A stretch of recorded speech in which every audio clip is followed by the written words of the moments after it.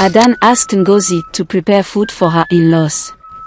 When the food was ready, Adan added a lot of salt and pepper to the food.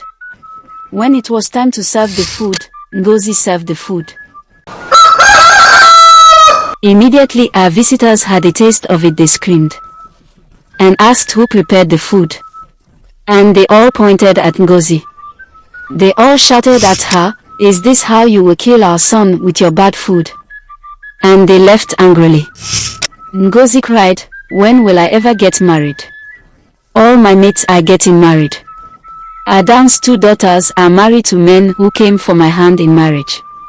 When will I ever be free from this bondage?" She kept lamenting and crying.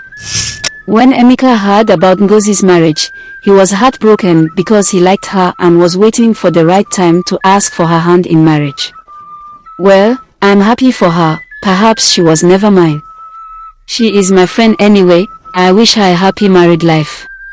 So he continued his business, only for him to hear people whispering. When he got to the scene and asked what the matter was, he was surprised. He knew it was Adan's handwork.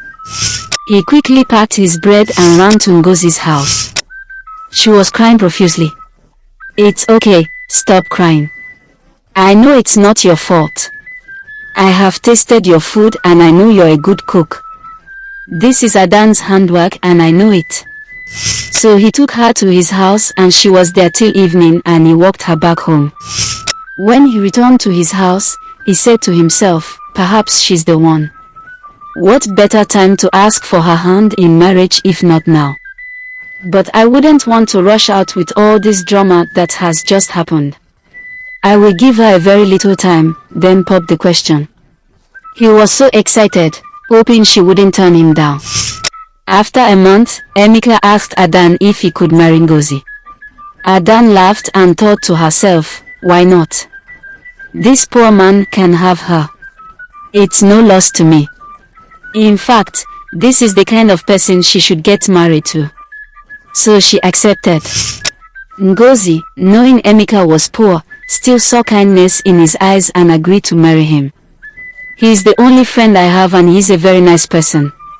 Though we might not have enough, we can work together and make this life a better and a conducive place for us and our children," she thought.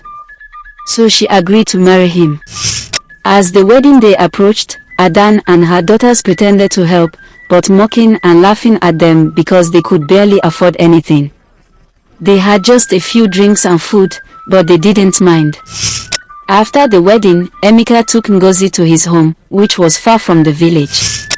To Ngozi's surprise, they didn't stop at his small hut as she expected, but at a very big and beautiful house, surrounded by gardens and fields with lots of maids at her beck and call. Emeka then revealed he was not poor at all, but a very wealthy man who had disguised himself to find a true and loving wife.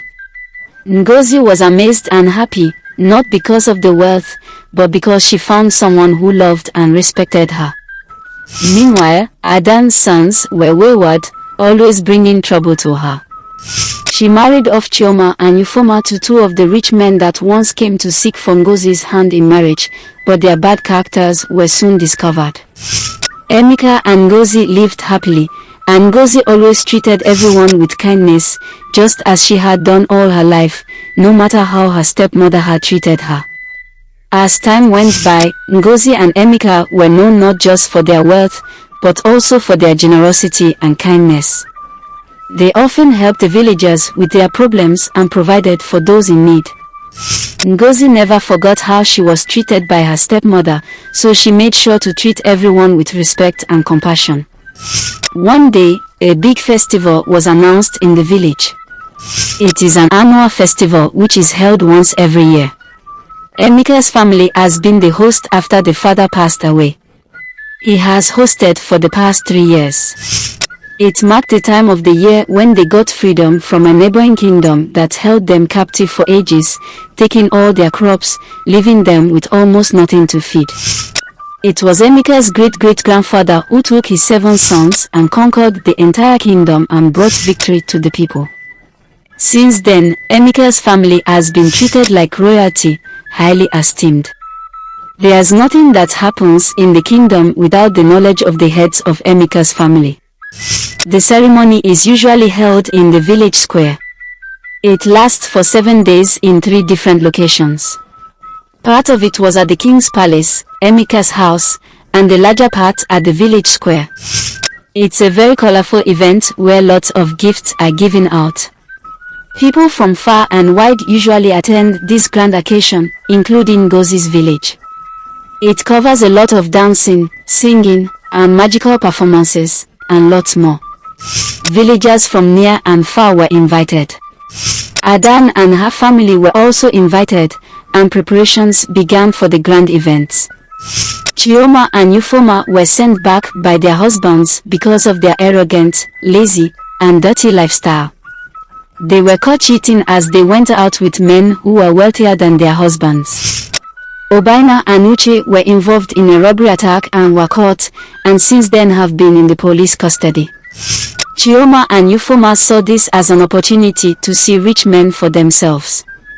Unrepentant, their mother encouraged them to look their best and should catch the attention of the most important men in the occasion.